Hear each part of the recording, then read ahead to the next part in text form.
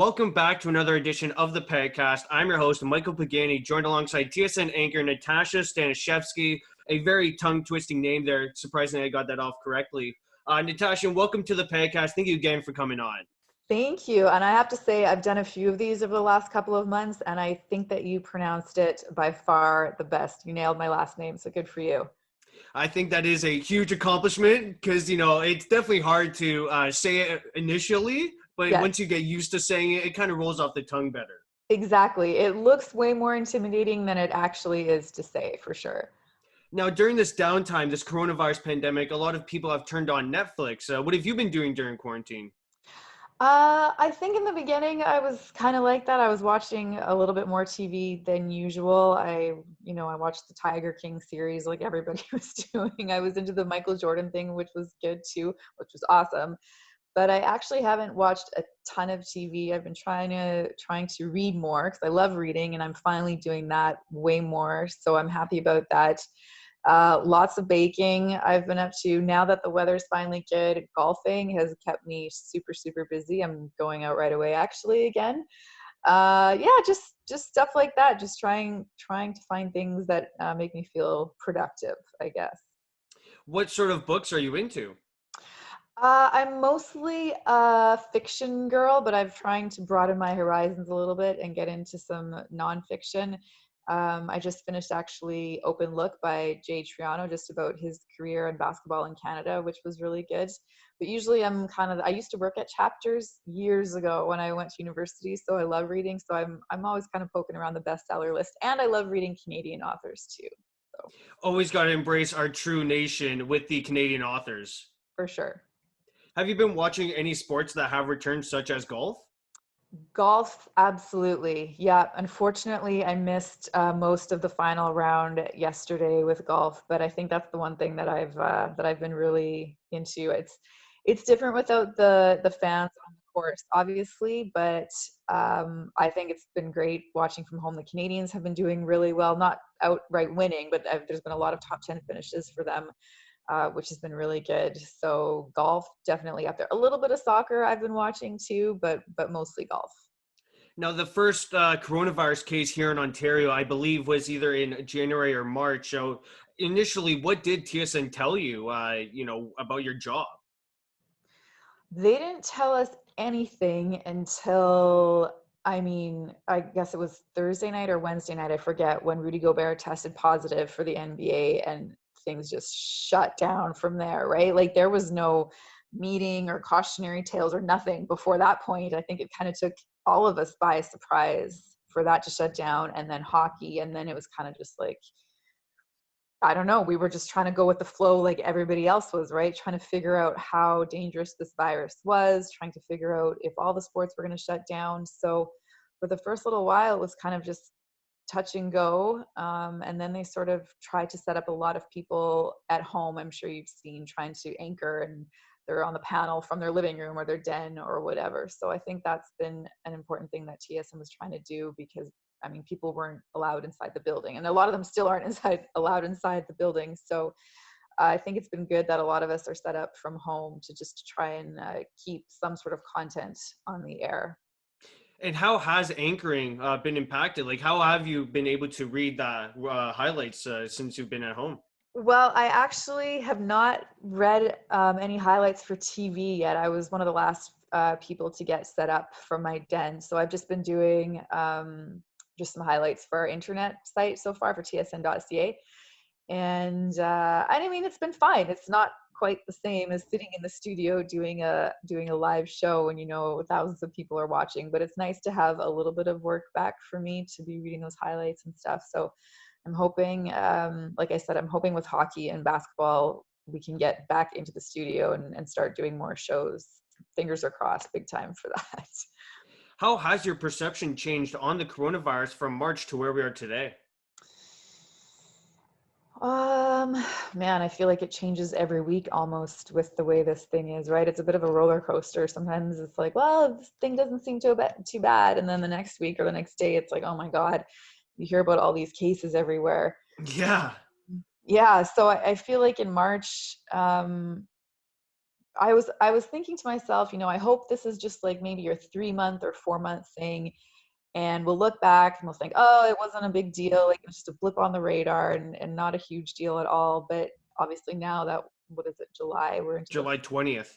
yeah, 5th, 6th month. I feel, I hope people can get back to their regular lives a little bit, which it feels like a lot of people are doing, which is nice. But I guess I worry about that second wave that everybody's talking about. And I don't know when that's going to hit or if it will hit.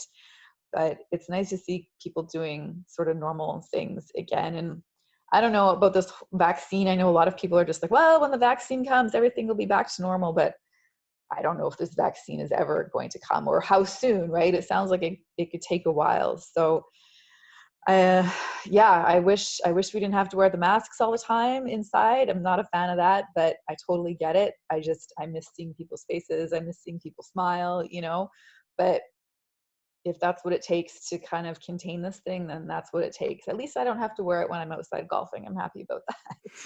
Yeah, that is I guess the most true point there is, you don't have to wear it outside when you're doing, tennis or golf, because Right. Yeah. that could really impact your play. Yeah. It's just the golf course, like obviously there's different regulations when you get there and things like, you can't touch the flag and all that kind of stuff. But for the most part, I feel like golf is completely normal. And when you're on the course, you forget about all this COVID stuff, which is really nice. It's been a nice escape. Getting into your story a bit here, who influenced you to get into sports journalism? I don't know if there was any one single person, to be honest. I just really enjoyed watching sports as a young person in Edmonton growing up. I played sports from when I was 6 or 7 years old. I played all the, high school sports, basketball, volleyball, soccer, all that kind of stuff. I was an Oiler fan from a very young age. Edmonton's pretty hockey crazy. Same with the Eskimos. And I just remember watching mostly hockey on the weekends, Hockey Night in Canada, and just seeing the reporters, ask their questions, do their thing at intermissions and stuff like that. And I just remember thinking, I think I could be good at that. I think I might be able to make that work. But there weren't a lot of women doing it at the time, not a ton. So it kind of took me a while to sort of find the courage and think that I could actually do it. But I just loved watching sports, and I thought somehow that I might be okay at doing it. You did mention that you are an Oilers kid or Oilers fan. What's your outlook for the series against the Blackhawks? Because that's going to be one phenomenal series. Oh, I know the Blackhawks are not what they used to be when they won those 3 cups in 6 years or whatever the heck it was, but the Blackhawks still scare me. I just think because they have a lot of the same players still, right? Like Patrick Kane, who's phenomenal, Jonathan Toews, all those guys. And it's just a short little 3-game series. So you know how these, like, anything could happen, right? So as much as I think that we're more talented than the Hawks and that we should beat them on paper, I'm nervous. I'm not gonna lie. I'm nervous about it. So hopefully, I think whoever is sort of the quickest out of the gate and can get their intensity up the fastest. This whole pause is just, I can't imagine how the players are sort of, how it's felt for them. So I just hope the Oilers can kind of come out of the gate quick and get up on them quickly, I guess, and go from there. The most blood-boiling question right now for reporters is the unable to participate rule. What are your whole thoughts on that? The unable to participate, you mean not be able to cover the stuff? Well, because Jonathan Toews did leave practice, and Pasternak left practice, and Crosby wasn't at practice today, and all of the teams and coaches, all they're allowed to say is that they're unable to participate. That's the rule. You can't give any further detail among that. Yeah, gotcha. Okay, yeah, it's as media, for sure, it is frustrating, right? Like Sidney Crosby now, absolutely, that is like at the top of everybody's minds. What the heck happened to him? Did anything happen to him? So it's frustrating not to know those details. I'm not sure that's the best way for the league to go about it. Like, I understand with the COVID thing and the privacy for sure, but the fact now that players can hide almost anything is, it's a little bit unfortunate. I don't know. I feel like they almost have to tweak that rule, but I don't have the answer to how that could be done necessarily. Because I was listening to an Overdrive clip, and Brian Hayes and Mike Johnson were on the show, and they brought in Ray Ferraro, and Ray said that it brings in mayhem, and it causes mayhem because a lot of people go straight to the COVID side rather than listing, oh, he maybe has a wrist injury or a leg injury. Yeah, and I think, I was listening to Ray talk about that too, and I feel like it is, I guess it's still a bit of a stigma to people if you catch COVID, because I guess people can assume that you were doing something wrong, you weren't protecting yourself or whatever. So I get that players don't want to reveal that, but Ray is right. Like, you just have no idea what could be going on with anybody, and what if it's just not one player, but two or three or four or five, and I don't know if it's safe for everybody if they're allowed to hide it like that. Like, I feel like they should almost come clean with that. Yeah, I definitely see where you're coming from. And it also creates, if players were to come out and speak about it, it creates all these storylines that has media salivating for. Well, unfortunately, us big bad media people, we don't have a ton of things to cover right now. So Yeah, exactly. go after any storyline we can get. And of course, when you get a name like Austin Matthews, who's the most popular player for the Leafs, as soon as you hear that he is positive, I mean, it shouldn't matter which player it is or what line they play on or what their caliber is, but for sure, when you hear that the bigger stars are getting it, it's I mean, I think as fans were, I'm not sure they were happy that that news was revealed necessarily, because it is supposed to be private, but I think they want to know at the same time kind of which players get it and which don't. But if it wasn't such a stigma at this point, then it wouldn't matter. So hopefully that stigma kind of goes away, and then it won't be such a big deal to reveal if a player has it or not. Where were you when, or did you watch the draft lottery at all this past or 2 weeks ago? I did not. I'll be 100% honest with that. I've had a bit of a hard time getting into some of these smaller events that are going on. I am hungry for playoff hockey, and I'm hungry for basketball playoffs as well. But some of this other stuff I haven't paid that much attention to be honest. You mentioned that you were quite the athlete growing up, excelling in volleyball and basketball. Did you receive any university or college offers?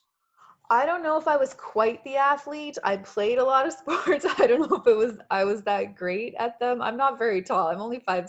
So to be an awesome basketball or volleyball player, I think you need the height a little bit. So no, I did not get any university offers. My claim to fame for sports growing up would be my grade 12 girls team won 3A provincials in Alberta. That's my biggest sporting accomplishment, besides breaking 100 a couple of weeks ago when I was golfing. That's been That's huge. It was huge. I feel like it's a long time coming. I wish I had broken it a couple years ago, but I finally broke 100. So I'm pretty pumped about that.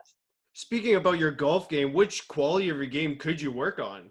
Oh, I think like a lot of people, it's the short game for Yeah. sure. My driver's pretty good. I'm usually pretty straight.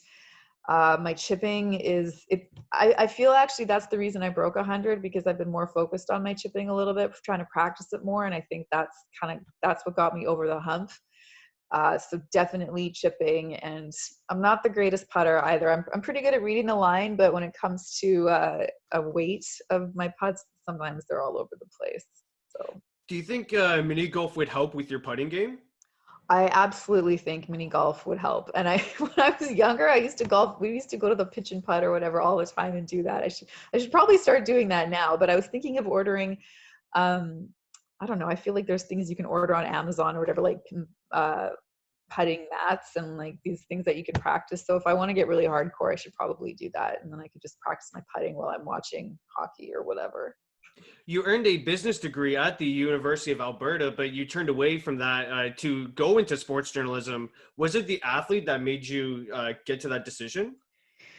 No, I would say when I finished high school, I really didn't have a clue what I wanted to do. Like, I had thought about, sports media, but it just seemed like such a crazy thing to try and go and be on TV and cover sports. Like, it didn't even seem like a real thing that I could do. So instead, I just thought I'd go to university. I randomly picked business, Bachelor of Commerce, because I thought I could do a lot with it. a good solid degree to have. So when I was done with that, I started working, but I just wasn't happy with my 9 to 5 desk job. Like I was pretty miserable, to be honest. It wasn't going well at all. And so when I was 25 or 26, I can't remember, I thought, I always had this degree to fall back on. Why not just try the TV thing and see what happens? So it wasn't the athlete in me as much as it was, I didn't want to be unhappy every day, spending 9 hours at work, having like zero passion for my job. So at that point I was like, all right, I have nothing to lose. Let's go back to school and see what happens. Now, sports journalism is a male-dominated industry, kind of like how you alluded to it earlier, this interview. How do you hope more females get involved with sports? I think women are doing pretty well at this point. When I first started at TSN 10 years ago, there were only two other female anchors, maybe 3, plus myself. So there weren't that many of us. And now I feel like we almost outnumber the men at TSN when it comes to anchoring sports. So I think women are doing great. I think there's a few positions that people say, well, there needs to be better representation, when it comes to like play-by-play or analyzing games instead of just, doing sideline reporting or whatever. So I'm curious to see if more women can tap into those specific roles. But for the most part, I feel like women are doing just fine. There's, people aren't surprised anymore when they see a woman in the locker room or a woman talking about sports on TV. I think a lot of people are used to it, and it's not that big a deal anymore, which is awesome. Do you think you serve as a role model for young sports female journalists? Yeah, probably. I didn't really think so in the beginning, but I get so many, emails or notes from people now saying that, I want to do what you do, and how should I go about it? Or even when I'm out on the street or at hockey games, families will come up to me with their little kids, with their daughters, and they'll say, oh, we watch you on TV every single morning. So just the fact that I think they see women doing these kinds of jobs, when you see it, then you can kind of believe it if you see other people doing it. So yeah, I am a little bit of a role model, I guess. What's a typical day inside the TSN headquarters? A typical day for me, because I do Sports Center is obviously a show in the evening. That's when all the sports take place. So I usually don't get to work until about 6 or 7 p.m. That's when my day sort of starts. Get my makeup done, do my hair, find my outfit, and then once I'm in the newsroom, I'll sort of talk to my producer who's written down the lineup. He's already kind of built the show. He looks at the top stories, what's making news, and he kind of like prioritizes everything in the show. So after I look at that to see what's going on, there's always a few things for us to write when we, introduce different stories, or if it's a big game, we'll usually sort of set it up. So there's usually about 3 or 4 things that I have to write. Some of them I can, bang off in 5 minutes. If I know the material really, really well, I can write really easily. If it's a sport that I'm not that familiar with, or something going on that I just, haven't been paying attention to, sometimes it can take, I don't know, half an hour, 45 minutes to research it and then write it out. And then once that's done, the highlights, will slowly start coming in. We have someone who watches every single game and they write the highlights for us. So we're trying to watch the game. It's obviously impossible to watch every single game when you're at work. So you're kind of counting on people to watch the games and make sure they're getting the right stuff. And then they hand us the scripts. And we start looking at the scripts. We watch the highlights. We can jazz them up if we want to, change them, to whatever we're comfortable with saying. What we're comfortable saying. And then once it's showtime, I mean, for me, I usually, lately, I've been doing a lot of 11 p.m. Sports Centers. So you head up to the desk with your scripts and off you go. And a lot of the times you have had a chance to look at your highlights ahead of times. Other times games are still going on and people will hand you scripts that you're reading blind and you've never seen before. So I guess it's exciting that way. Live TV is always exciting because there's, anything could happen sometimes. And you're not, you don't get a chance to see everything and practice everything ahead of time, I guess is my point. Yeah. How do you come up, or who does come up with the top 10 plays?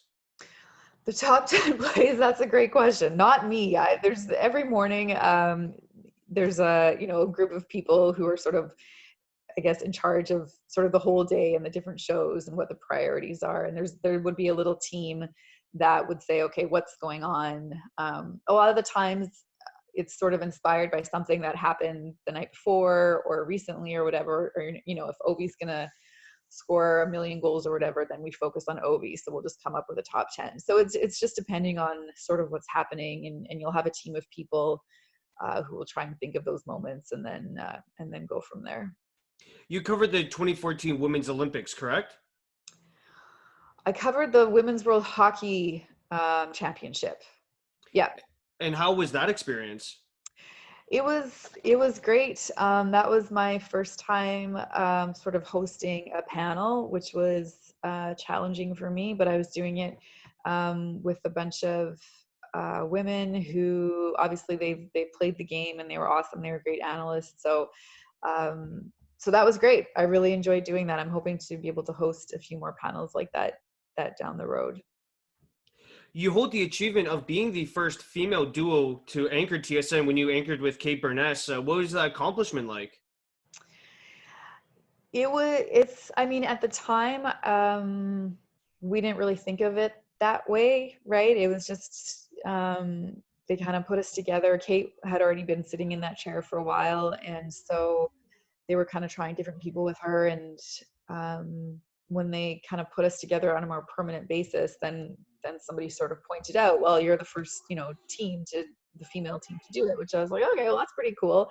But it was nothing that it was at the time. It wasn't a big deal for us. Again, as I say, it's to do things now as women in sports, it's not that big of a deal. But I do know, again, when I run into people and people say, like, we love watching you women on TV, you're good role models for my kids, then that's awesome. And the fact that we were just the first, I mean, that's just, we're just lucky, I guess. Somebody would have come along and done it sooner or later. When Jay and Dan first left in 2017 to go down to the States for a few years, did you get a feeling that they were going to come back? That's a great question. I didn't really have any idea what they were going to do. I know them both. We're not super close, but I wasn't sure what their plan was. When they left, I was shocked. For sure, when they left, I had no idea that they were going to leave. That was a pretty big deal. And then when they came back, I was also a little bit shocked. Like I didn't know what their plan was. But I mean, good for them for going down there and trying something different. And I guess you can always go home, as the saying goes. And they came back, which is awesome for us. We're happy to have them back again.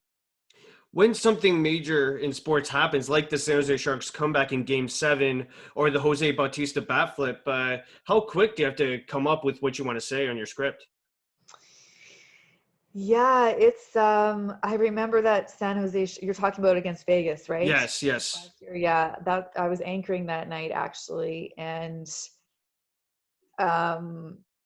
I think we might have been, our show was coming up like right when that game was done. And I remember we were kind of walking up to the set and I was thinking to myself, there's no way this is going to happen. Like, there's no way this is going to happen. Right. And all of a sudden it did. And when that kind of happens, it is almost chaos in the newsroom, right? Like, it's just, you have to turn things around so quickly. And lucky for me, I'm not writing the scripts, right? I just have so I mean, it's when you have such an important game like that, you have to kind of be keeping an eye on it, because when you get a script, it's going to be written very sort of last minute. It might not be perfect. It's just going to be very basic, like, language. So you kind of have to be ready just to kind of ad lib, I guess, if you have to, right? And just kind of go on the fly. So that kind of stuff, when that happens, it can be chaos. But I feel like we have so many great people at TSN who are so good at their jobs, and when we can turn around stuff like that really fast, it's a pretty good feeling, because it can be pretty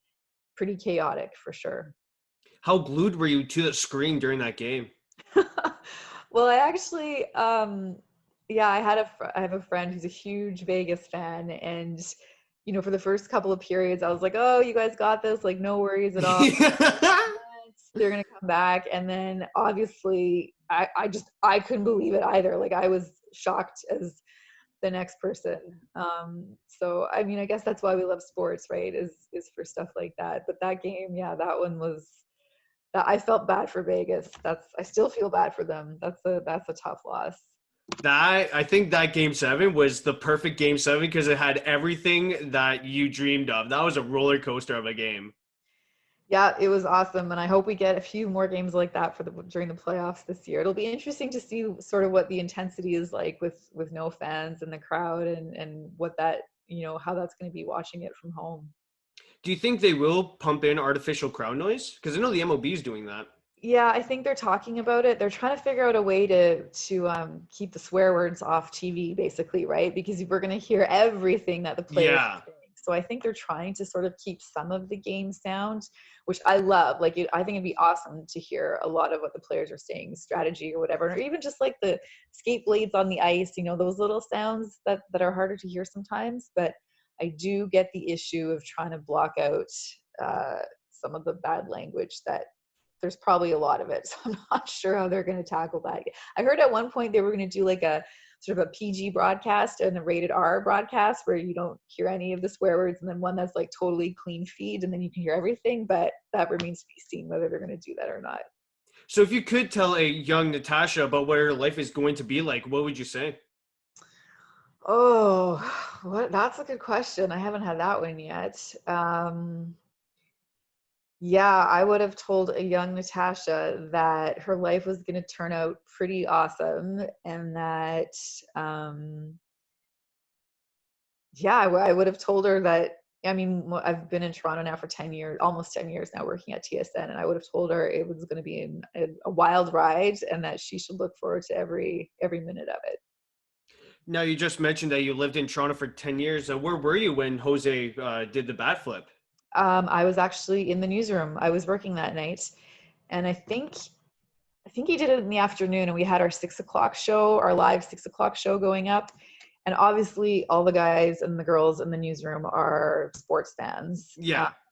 So sometimes when like our show is on and the guys and girls in the back are cheering, they'll cheer for things, right? Like if the Leafs are playing, and sometimes it gets so loud that you can catch it, you can hear it on the air. So we always have to remind everybody, like, keep down the noise, guys, like Sports Center's on. So when the bat flip happened, everybody was sort of silently cheering, like people were excited, but you can't really yell because it picks that up when you're Right. Yeah. on camera. So it was like a muted celebration, I guess. And just, I mean, all of the folks in our newsroom who are from Toronto, so many of them are such hardcore Jays fans. So to see them as happy and joyful as they were was pretty funny, but it was a very quiet celebration. Where do you think the Jays will end up playing? Because it came out today that Camden Yards in Baltimore is emerging as a potential spot. So we've heard that Buffalo, Florida, which is highly unlikely as they're the new epicenter, Yeah. and now Baltimore are 3 potential spots for the Jays. Yeah, I wish I had some intel for you, but I don't. Your guess is as good as mine when it comes to that. I think it was the right decision to not have them play in Canada, but I mean, I wouldn't want to be in charge of solving those problems with the baseball right now, because that is a tricky situation, and yeah, I have no idea what to do with the Jays at this point. Well, I think that, it's good Canada made the decision, but I think the timing of the decision came probably at the worst point in time because the season starts this Friday and Right. currently the Jays are homeless. Yeah, it's not the best way to go about it, but I mean, this virus, hey, like no one's ever dealt with this kind of stuff before, right? So these challenges you're kind of just trying to do the best you can, but you're right, there's been a few things that have sort of been left last minute. So we'll see. Hopefully they can get their act together and figure out how to do it. How do you make sure the noise in the background doesn't get to your head while reporting? Um, there's been you turn around and give the newsroom dirty looks, basically. That's the best way of doing it right there. Happens a few times. Like I mean, you have so much going on in your ear a lot of the time anyways when you're reading highlights, like the director or the producer's in your ear, that you do get used to distractions. But I would say the worst part is when you're doing an on cam, like when you're reading an introduction to something and then people behind you, like that's super distracting when a big cheer goes up and you're trying to focus Yeah. on your words and do your on cam. And I mean, whatever, I get it, but yeah, that's frustrating. But yeah, so sometimes you turn around and you glare at everybody and then they know right away that they were being too loud. So whatever, it's not the end of the world. And if I remember correctly, The Amazing Race Canada did do a TSN snippet during one of their seasons. I'm not sure what season it was, and it kind of the contestants went through and they did a TSN roll of the highlights. How many teleprompters do you have to read off of? We have 3 cameras that are in the studio at all times. The one in the middle is the one used right at the beginning of the show when you see both anchors on the desk, sort of like the welcome shot when you see the big newsroom. So that one's right in the middle. And then each anchor has their own camera for when we're on like a one shot, we call it, right? Just the one. So there's 3 cameras that we have up there, and obviously the scripts and the prompter, it's all the same no matter which camera you're looking at. And do you have, when you were starting out, did you have any challenges making sure you were looking at the right teleprompter? Oh yeah, that's one thing. No matter if whenever you change up your studio, or you go somewhere else, there's usually little tweaks with cameras and stuff like that. But you get used to it. The cameras, whichever one is on, does have a red light right on top of it, so that always helps. So that kind of stuff you usually can kind of get used to. Only takes a few shows to kind of figure out which camera is which and what's coming to you. And you also again have the director in your ear, sorry, saying camera 2 is next, camera 3, whatever. So that helps you as well. Last question here on the Pagcast. What advice do you have to offer for aspiring sports journalists? My advice would be, don't be afraid to go for it, but make sure that you're ready to work really hard because it's a really competitive business. And I would say, I tell a lot of people this, that the best experiences, the best way to learn is to go to small towns and just try and try as hard as you can to get on air as quick as you can so that you can start getting comfortable and practicing being on live TV and just, getting practice reading, getting practice writing. Like when I first started, I went to a bunch of small towns in Saskatchewan and I did everything there. I shot my own highlights. I edited my own highlights. I wrote my own scripts, all that kind of stuff. So I really enjoyed that process. And I think that's the most beneficial for people when they can go to smaller studios and practice everything so that you know everything when you hit the big time, if you hopefully do. Well, I'd like to thank TSN anchor Natasha Staniszewki for joining me on today's podcast. Thank you again, Natasha. No problem. Thanks for having me, Michael.